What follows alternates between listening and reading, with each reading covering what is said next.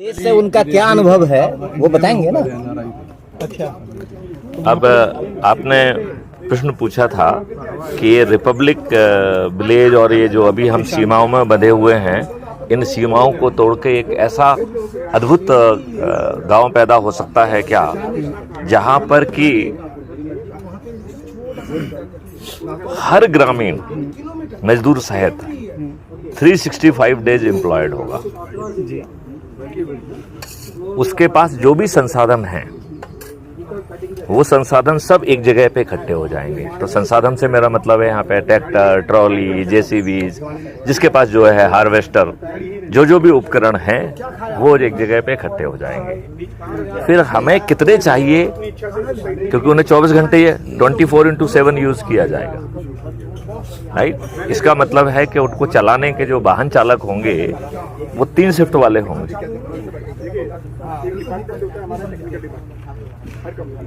और जो उनके उपकरण यूज होंगे उससे किसान जो है अपने उपकरणों से ज्यादा कमाएगा, खेती से कम कमाएगा। तो उनको खेती से भी कमाएगा और इससे भी कमाएगा। चलिए चलते चलते बात करते हैं। आइए अभी जो टॉपिक है कि एक ऐसा ग्राम गणतंत्र पैदा किया जाए जिसकी समृद्धि से एक नमूना हो, जो दूसरों के लिए एक आदर्श बन पाए, और अपने आप लोग जो है उसे अपने अपने क्षेत्र में रेप्लिकेट करने के लिए आतुर हो जाएं और आपकी मदद मांगने के लिए भी आएँ कि साहब ये आपने वहाँ कर दिखाया है, अब समय आ गया है कि हम इसको यहाँ भी करें। तो अच्छा सुन रहे हैं। तो ये बड़ी आसानी से किया जा सकता है। ये बात किसानों से शुरू नहीं करेंगे। एक्चुअली में क्या हो रहा है कि हम किसान को हर चीज समझा रहे हैं।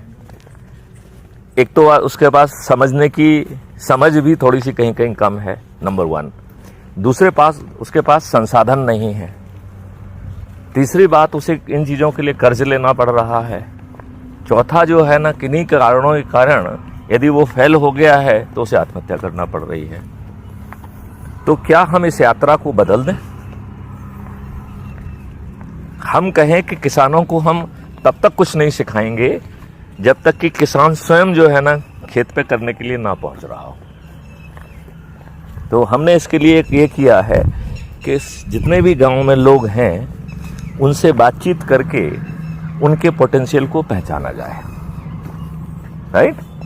और फिर उस पोटेंशियल को रियलाइज करने का एक समय सीमा रखा जाए कि हम 35 साल में उनको इस मुकाम पे पहुंचा पाएंगे, 40 साल में पहुंचा पाएंगे, और फिर उसके पड़ाव क्या होंगे, राइट। तो अज्यूम करिए कि आपने 4 पड़ाव माने, तो 10-10 साल का एक पड़ाव हुआ। तो उस पड़ाव को हम माइलस्टोन कह रहे हैं। अब उस माइलस्टोन को रियलाइज करने के लिए 3 चीजें चाहिए। एक है डेडिकेटेड, कैलिब्रेटेड, मेजर्ड शिक्षा व्यवस्था, जिसमें लॉर्ड मैकाले की नहीं रहेगी, फोकस्ड रहेगी और उतना ही बताया जाएगा जो आपके लिए तत्काल उपयोगी है। फिर आपको स्किल सेट दिया जाएगा कि वो शिक्षा को आप हुनर के साथ, प्रवीणता के साथ जमीन पर उतार सकें। और फिर तीसरी चीज आपको, क्योंकि हम एक टेक्नोलॉजी के ज़माने में आ गए हैं, तो उस माइलस्टोन को रियलाइज करने के लिए क्या कोई टेक्नोलॉजिकल इनेबलिंग की आवश्यकता है, तो उस टेक्नोलॉजी को आइडेंटिफाई करके इन तीनों चीज़ों को उसे इम्पार्ट किया जाएगा। ये कार्य अधिकतम 6 महीने में हो जाएगा। 6 महीने में? हाँ, और 6 महीने फिर उसको इसमें रगड़ा दिया जाएगा। रगड़ा करके उसको सिद्धस्त बनाया जाएगा, और सिद्धस्त बनाने के बाद उसको सर्टिफिकेट ऑफ एक्सीलेंस दिया जाएगा। सुनो, आपकी बात चल रही है। हाँ, तो वो सर्टिफिकेट ऑफ एक्सीलेंस दिया जाएगा, और वो सर्टिफिकेट ऑफ एक्सीलेंस के बाद उसे उस काम में लगा दिया जाएगा जिस काम के लिए उसे तैयार किया गया है। तो वो एक मैकेनिक हो सकता है, वो एक ड्राइवर हो सकता है, वो जो है नर्सरी के लिए, पेड़ पौधों की नर्सरियों के लिए हो सकता है, वो काऊ का ब्रीडिंग सेंटर्स बनाने का हो सकता है, वो 10 फीट गहरी जो खंतियाँ खोदना है उसका वो बन सकता है, वो जो है उसमें जो जगह जगह पर जो स्टॉप डैम्स बनेंगे टाइप के छोटे छोटे, जिससे कि जब हमें उसको उस पैच को मेंटेन करना है तो इट विल बी अगेन जो पूरा एरिया है, अज्यूम करिए वो 10 किलोमीटर का है, राइट। तो वो 10 किलोमीटर को छोटे छोटे पैच में बांटा जाएगा, जिससे हम इंडिविजुअल पैच को मेंटेन कर पाएँ, रिपेयर कर पाएँ, और उसमें यदि कोई प्रॉब्लम है तो उसे वो कर पाएँ। देन उस पैच को में जो है हम टाइल्स लगाएंगे, तो टाइल्स छेद वाली होंगी, तो वो प्रियता भी हम इन गाँव वालों को देंगे कि भैया तुम बनाओ इनको, ठीक है ना। फिर उसमें उनको लेइंग की जाएगी। लेइंग के लिए यदि कुछ स्पीड को बढ़ाने के लिए, क्योंकि पूरे देश में ये काम करना है, तो हम मैनुअल स्पीड से चलेंगे तो हज़ारों वर्ष बीत जाएंगे, तो 1000 वर्ष है नहीं, तो उसमें मैकेनाइजेशन जहाँ कहीं भी संभव है उस मैकेनाइजेशन का यूज किया जाएगा, including laying of the tiles. फिर जो है तब तक जो है जो हमारा नर्सरी वाले हैं वो 4 तरीके के पेड़ बना चुके होंगे, वो पेड़ बड़े हो चुके होंगे, वो बड़े हुए पेड़ जो है फिर इन खाइयों के बगल में लगा दिए जाएंगे, राइट। और उनको एक हाइट के क्रम में लगाया जाएगा, जिससे जो है सन को वो ऑब्स्ट्रक्ट ना कर पाएँ, एक दूसरे को सन मिलता रहे, राइट। फिर जो है हमारा जो उद्देश्य है कि जो पेड़ों की जड़ें हैं, पेड़ से जो हमें लेना है वो तो हम ले ही लेंगे, लेकिन पेड़ों की जड़ें हम हमारे पानी को नीचे पहुंचाने का साधन बने, तो हम जो है जो पेड़ों की हॉरिजॉन्टल डगारे हैं नीचे की तरफ उनको हम काटना चालू करेंगे, और तो पेड़ जो है ना ऊपर बढ़ने के लिए मजबूर होगा, और पेड़ जब ऊपर बढ़ेगा तो जड़ें उसका भार संभालने के लिए नीचे जाएंगी, और यहाँ हमारा मकसद है कि हम जड़ों को नीचे भेजना चाहते हैं। अब हम इसको यहाँ तक भी नहीं छोड़ना चाहते हैं, हम इसके नीचे के स्ट्रेटा को भी अध्ययन करते जाएंगे। अब अज्यूम करिए हार्ड स्ट्रेटा आ गया तो ना तो उसको पेड़ की जड़ें जो ना पेनिट्रेट कर पा रही हैं और ना ही अदरवाइज, तो वहाँ पर जो है फिर हम ड्रिल करेंगे ट्यूबवेल जैसा, राइट, एंड दैट ड्रिल करके हम पानी की स्पीड को बढ़ाएंगे। जो हमारी जितनी भी वाटर बॉडी है, चाहे वो कुएं हों चाहे तालाब हों, उनका गहरीकरण भी किया जाएगा और इसके साथ जोड़ दिया जाएगा। फिर हम इसमें एक्वाकल्चर करेंगे, तो उसमें फिशेस भी होंगी और कमल ककड़ी। देखिए एक चीज़ मैं आपको बता दूं, पानी में जो भी चीज़ पैदा हो रही है, चाहे वो प्लांट हो या जीव हो, it is highly rich in protein. आप कमल ककड़ी को देख लीजिए, आप मखाने को देख लीजिए, तो सब जो है they are very rich in protein. तो हम जो है अपनी एनर्जी और प्रोटीन का जो रिक्वायरमेंट है वो एक्वाकल्चर, एक्वा प्लांट से पूरा करेंगे। इस विधि से हम पानी के स्तर को 9 फीट पे ले आएंगे, राइट।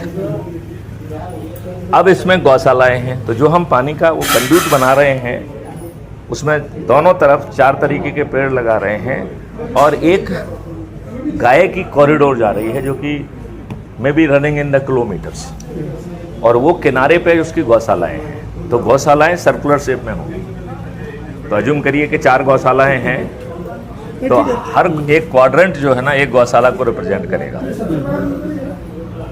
तो हर गौशाला को घूमने के लिए जो है एक कॉरिडोर मिलेगी, आप समझ रहे ना, वो कॉरिडोर मिलेगी। और यहाँ पर लक्ष्य दूध नहीं होगा, लक्ष्य गाय का गोबर होगा। गौशालाएं भी अद्भुत होंगी। जैसे देखिए अभी क्या होता है, आप किसी भी गौशाला में चले जाइए, वहाँ गोबर, दुर्गंध और एक बड़ा सा बेकार सा माहौल रहता है। तो क्या हम एक स्पेशल मटेरियल के परफोरेटेड जो है फ्लोर उनको दें? क्या उसके ऊपर हम ऐसे स्प्रेयर लगाएं जो कि पूरे बॉडी की साइज को कवर करे और कुछ स्प्रे नीचे भी आ जाएं? क्या हम कुछ ऐसे ब्रश डिजाइन कर दें जो उसके मसाजिंग के लिए और उसको नहलाने के लिए यूज हों, और नीचे की सरफेस में ब्रश रहेगा तो जो मूत्र और गोबर वगैरह है वो जो है ना नीचे से खींच के पिट में चला जाएगा, जहां हम उसको जीवामृत और घनामृत में कन्वर्ट करेंगे, राइट। फिर इन गायों को घूमने के लिए ये सूखा चारा नहीं खाएंगे।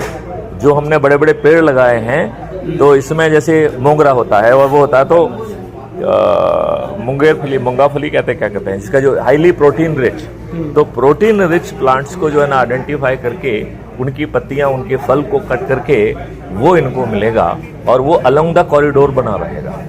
उस कॉरिडोर में इतनी हाई क्वालिटी के जो है ना म्यूजिक सिस्टम लगे होंगे जिसमें वेदों के मंत्र और बांसुरी चलेगी। जी जी नमस्कार।